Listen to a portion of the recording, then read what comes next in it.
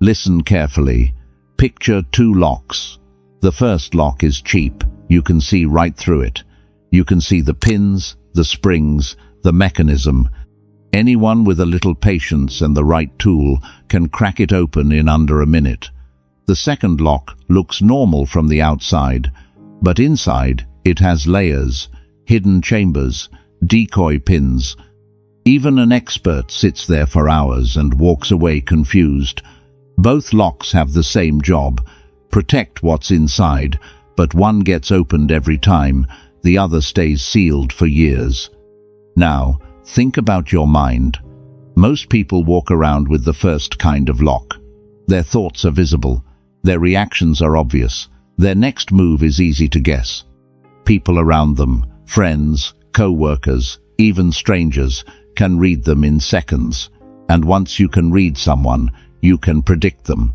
Once you can predict them, you can move around them. You can stay one step ahead without them ever knowing. That's the position most people are stuck in their whole lives. Readable, predictable, easy to manage, and the worst part? They don't even know it. They think they're being open, being honest, being themselves.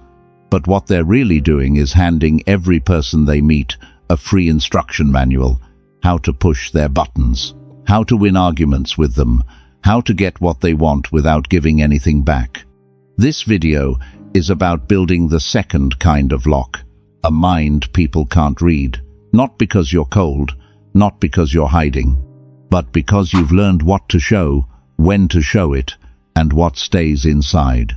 Machiavelli studied this for years. He watched powerful men fall, not because their enemies were stronger, but because their enemies could read them. He watched quiet men rise, not because they were smarter, but because nobody could figure out what they were thinking until it was already too late. Today, I'm going to give you 7 rules, 7 specific habits that build a mind nobody can crack. Each one is something you can start today. Each one is small on the surface, but stack them together and you become a different person. Someone people can't predict, can't manipulate, can't manage. Pay close attention, because once you understand how this works, you'll see it happening everywhere. In meetings, in friendships, in family, in every conversation you've ever had. Before we start, write this in the comments: quiet mind, sharp edge. Rule 1. Stop narrating your inner world. Most people have a habit they don't even notice. They talk through their thoughts out loud. They tell people what they're feeling, what they're thinking, what they're worried about, what they're excited about. They treat their inner world like a live broadcast, and every time they do that, they hand out information that should have stayed inside.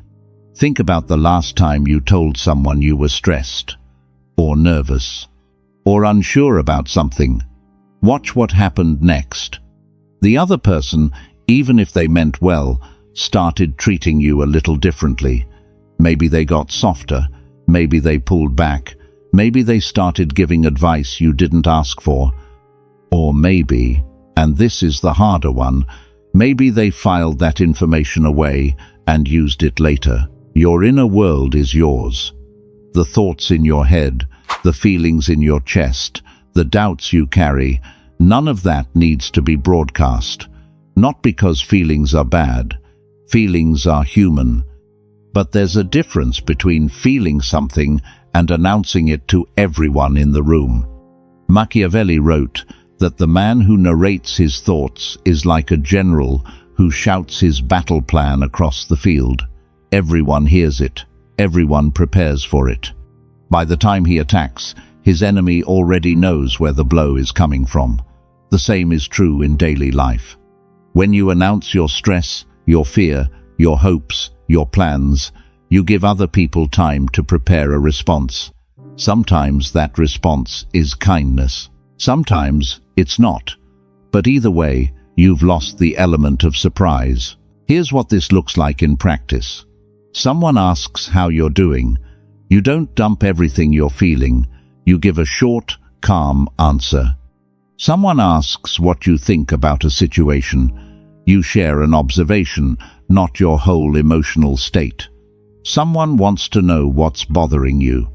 You either share with intention or you say nothing at all. You stop using conversations as therapy sessions with people who didn't sign up to be your therapist. This is harder than it sounds, because most of us were taught that sharing is healthy, that bottling things up is bad, and there's truth in that. But there's a difference between sharing with someone you trust deeply and broadcasting to anyone who asks. The first is connection. The second is a leak. Start small. The next time you feel the urge to explain how you're feeling, pause. Ask yourself, does this person need to know this? Does sharing this help me, or just relieve the pressure for a second? Most of the time, the answer is, it just relieves the pressure. And once that pressure is gone, the information is out there. You can't pull it back. Quiet doesn't mean lonely. It means selective. You're not hiding, you're protecting. There's a difference, and the people around you will start to feel that difference, even if they can't name it. Rule 2. Show less than you feel.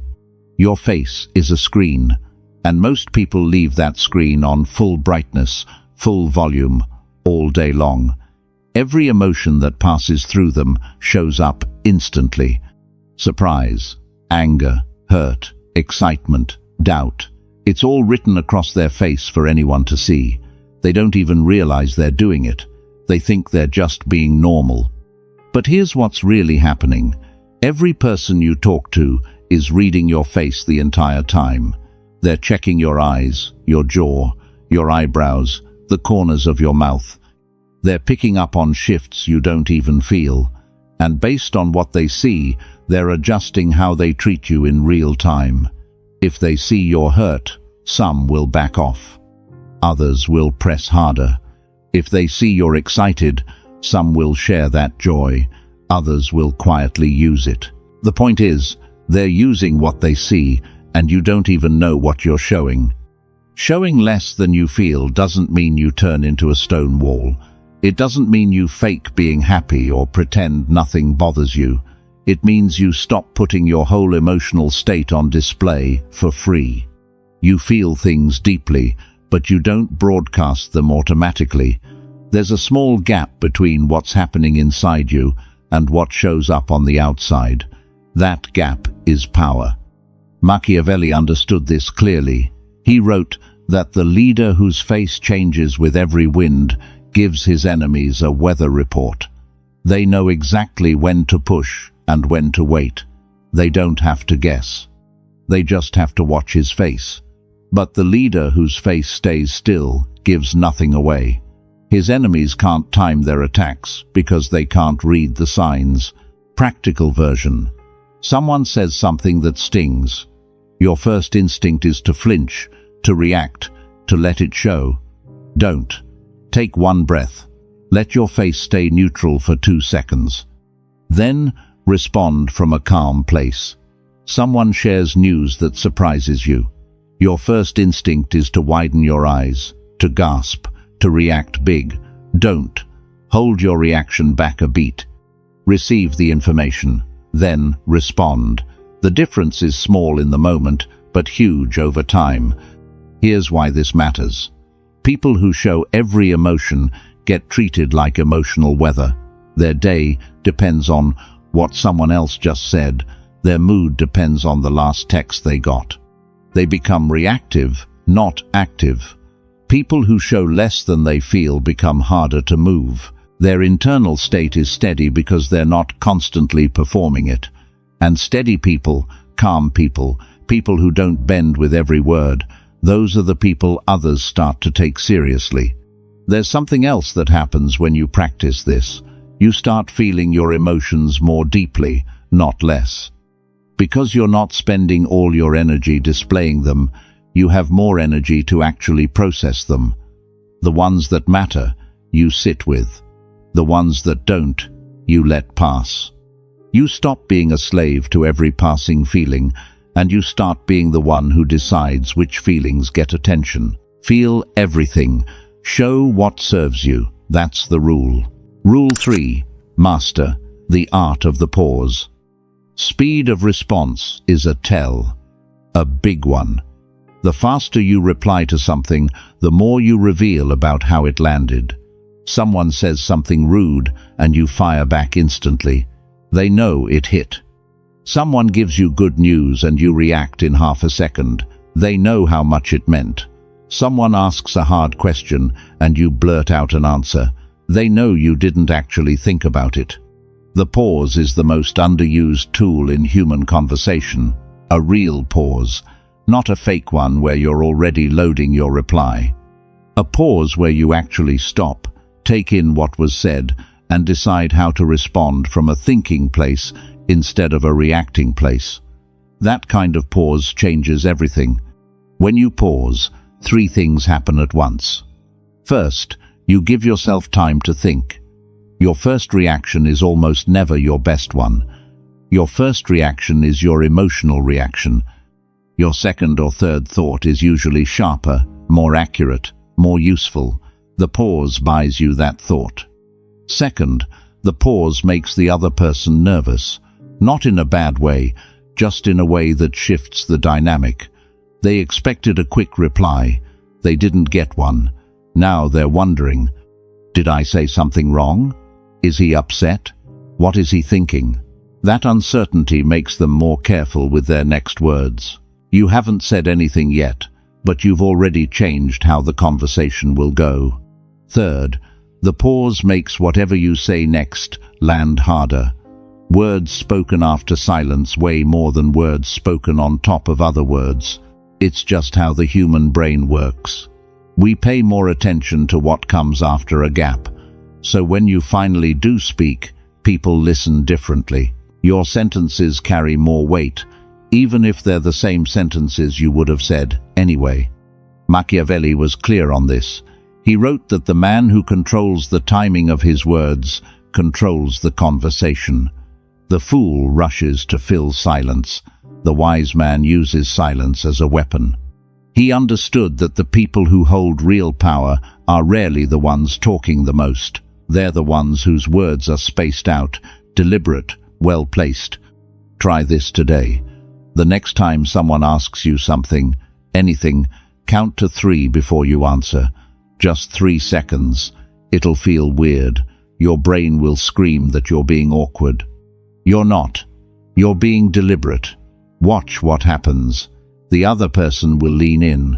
They'll soften. They'll wait. And when you finally speak, your answer will land in a way it wouldn't have if you'd jumped in immediately. This isn't about being slow. It's about being intentional. Fast people get caught. Deliberate people get heard. Drop this affirmation in the comments. I speak when ready. Rule 4. Never confirm what they're guessing. People test you all the time. Most of it is small, and you don't even notice. They drop a comment. Watch your reaction. They make an assumption out loud. See if you correct it. They float a theory about you. Check if you confirm or deny. These tiny tests happen in almost every conversation, and most people fail them without realizing it. Here's how the failure looks. Someone says, "You must be really tired." If you say, "Yeah, I'm exhausted," you just confirmed their read. Now they know your energy level. They know how much you can handle. They'll factor that in. Someone says, "I bet you're nervous about this." If you laugh and say, "A little," you confirmed it. Now they know where your fear lives. They'll come back to it later. Someone says, "You probably already have a plan." If you say, "Actually, I'm still figuring it out," you confirmed. They got further than you. Now they're ahead. These small confirmations stack up. Bit by bit, you give people a complete picture of who you are, where you're weak, where you're strong, what you're hiding, and they didn't even have to ask directly. They just guessed, and you nodded. The fix is simple, but it takes practice. When someone makes an assumption about you, don't confirm it. Don't deny it either. Just don't engage with it the way they expect. Smile. Change the subject. Ask a question back. Give a vague answer. The goal is to leave their guess unanswered, hanging in the air, unconfirmed. They'll move on, but they won't have the information they were fishing for. Machiavelli wrote about this kind of guarding. He said that a man who answers every question, even the ones not worth answering, gives away the map of his castle one stone at a time. Eventually, the enemy doesn't have to attack. They already know where every weak point is. The man who learns to leave questions hanging keeps his castle whole. Real-life version. Coworker says, "You're probably looking for another job, right?" Don't confirm. Don't deny. Just laugh and say, "Why do you ask?" Now they have to explain themselves. The pressure flips. Family member says, "I bet you're upset about what happened." Don't confirm. Don't deny. Say, "I'm okay." 2 words. They wanted a long emotional answer. You gave them a short one. They'll have to keep guessing. This isn't about being cold. It's about understanding that not every question deserves an answer, and not every assumption deserves a response. Some things are yours alone. You don't owe anyone confirmation of what's happening inside you. The moment you internalize that, your conversations change. People stop fishing because they realize they won't catch anything. You become harder to read. Not because you're trying to be mysterious, just because you stopped helping people complete the puzzle of you. Rule 5. Keep your plans underground. Plans are fragile. The moment you speak them out loud, they change.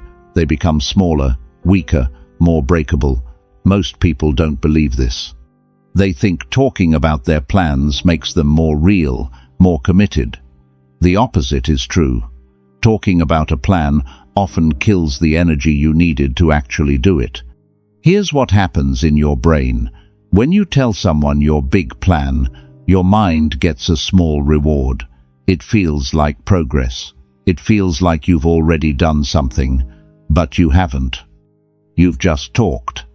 And that little reward your brain just gave you was supposed to be the fuel you used to actually take the first step. Now you've spent it on words. That's just the internal cost. There's also an external one. Every person you tell becomes a new variable in your plan. They have opinions, they have doubts, they have advice. Some of them will support you.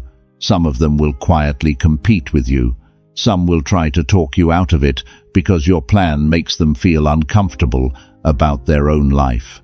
None of these reactions help your plan. All of them slow it down. Machiavelli wrote that a plan revealed too early is a plant pulled up by the roots before it can grow. The soil it needed, the darkness, the patience, all of that gets ripped away. You're left holding the roots, wondering why nothing grew.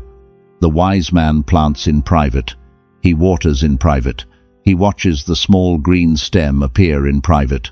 And only when the tree is strong does he show it to the world. This means keeping your plans to yourself, especially the early ones. You don't need to announce a goal to commit to it. You don't need to share an idea to make it real. The realness comes from the work, not the words. Work in silence. Build in silence. Let the results show up before the explanation does. There's a second level to this rule. Even when people ask directly, you don't have to give the full picture. You can share something completed, not something planned. You can share a step you took, not a step you're about to take. Past tense is safer than future tense. Done is safer than doing. Doing is safer than planning. The further out your plan is, the less anyone needs to know. Some people will call this secretive. Let them. What they call secretive is really just protective. You're not hiding from anyone. You're protecting something fragile while it grows. That's not weakness. That's wisdom. The day you stop announcing your plans is the day your plans start moving faster. Less talk, more movement. Less explanation, more execution. Your future is being built underground, and that's exactly where it should be. Rule 6. Hold the final word. In every interaction, there's an invisible game being played. It's small, but it matters. The game is, who speaks last? Who gets the final word? Most people don't even notice this game, but they lose it constantly. They explain themselves until the other person is satisfied. They keep talking until they feel heard. They add one more sentence, one more clarification, one more justification, and by doing that, they hand over the closing position to whoever they're talking to.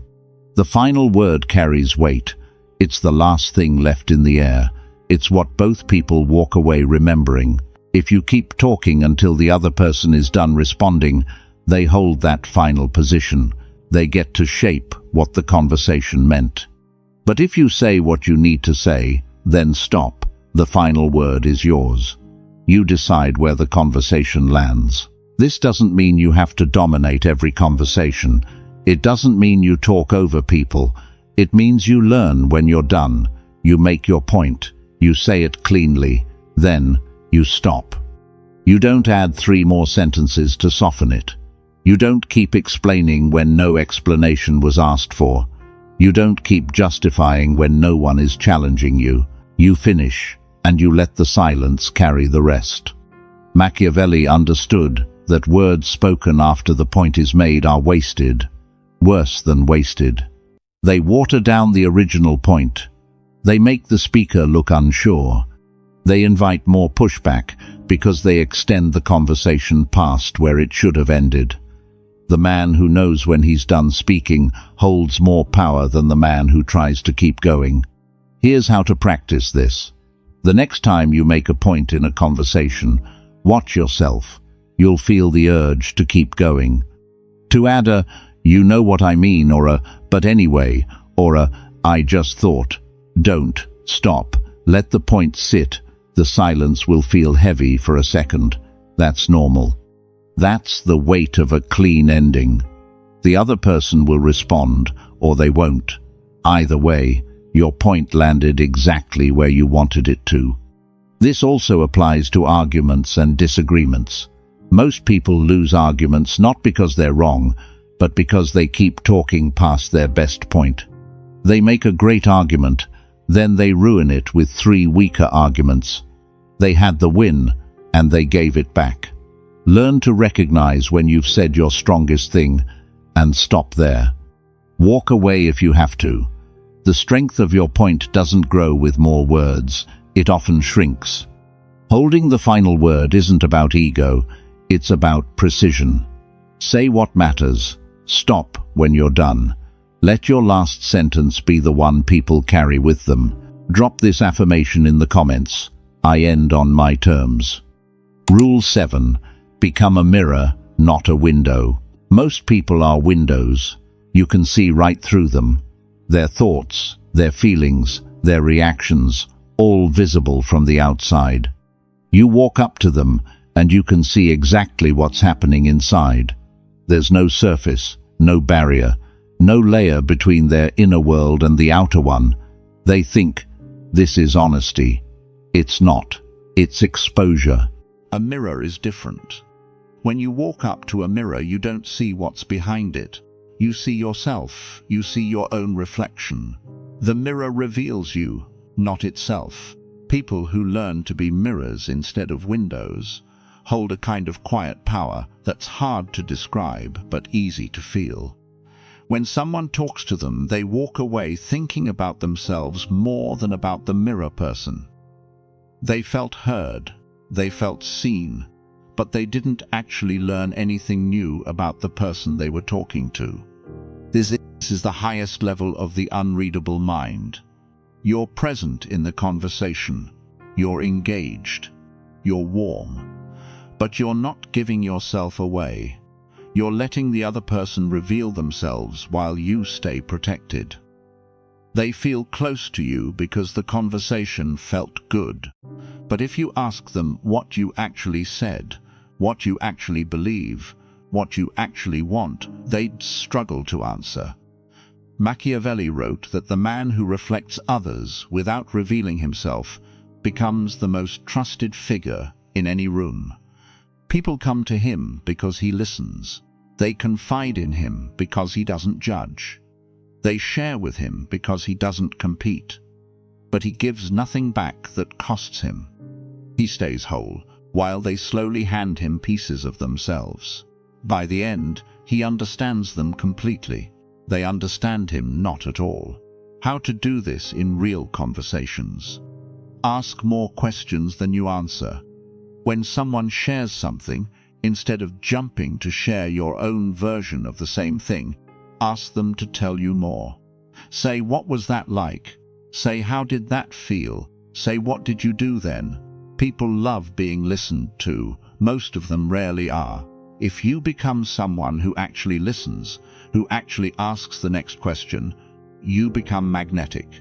And while they're talking, you're learning about them, about what they want, about what they fear, about how they think. You don't have to refuse to share anything. You can share. Just share less than they do. Keep the ratio in your favor. For every personal thing you reveal, learn 3 personal things about them. That's the balance. They feel close to you. You feel informed about them. Everyone walks away happy, but only one person walks away with more information than they came in with. That person should be you. Being a mirror doesn't mean being fake. You can still care. You can still be kind. You can still build real relationships. You're just choosing to be the kind of person who watches more than talks, who asks more than answers, who reflects more than reveals. That kind of person is rare, and rarity is its own form of power. People will start to feel something different about you. They won't be able to name it. They'll just say you're easy to talk to, or really insightful. What they're actually feeling is the difference between being around a window and being around a mirror. One drains them, the other fills them. And the mirror keeps everything inside, safe, untouched, unreadable. So here we are, 7 rules. And if you look at all of them together, you'll see they're really pointing at one thing. Stop being easy to read. Not forever, not with everyone.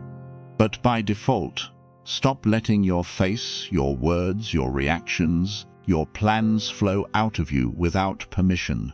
Start choosing what to show, when to show it, and to whom. The cheap lock and the layered lock both look like locks. Both have a job, but only one actually does it. The mind most people walk around with is the cheap lock. Anyone with a little patience can see right through it. The mind these 7 rules build is the other kind. Layered, quiet, hard to read, easy to feel. People don't know what's inside. They just know they can't get in. And that not knowing is what gives you space to think, to plan, to move, to live without constant interference. You don't have to change overnight. Pick one rule, just one. Practice it for the next 7 days. Watch how things start to shift. Watch how people lean in a little more. Watch how conversations get easier. Watch how you feel less drained at the end of the day, because you stopped giving yourself away for free. Now, tell me in the comments which rule you're starting with this week. I read every single one, and remember, quiet mind, sharp edge.